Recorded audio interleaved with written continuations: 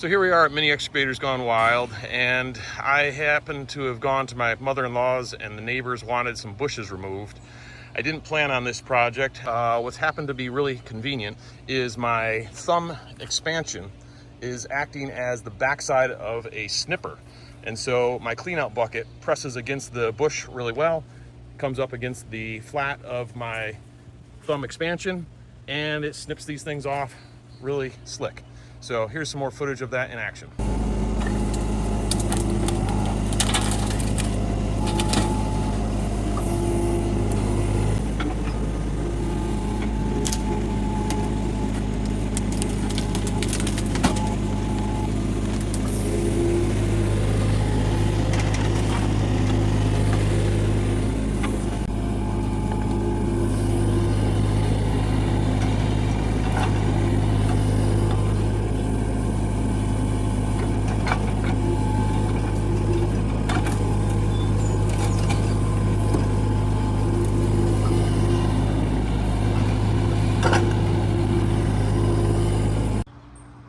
So there you have it. An hour and a half later, all done.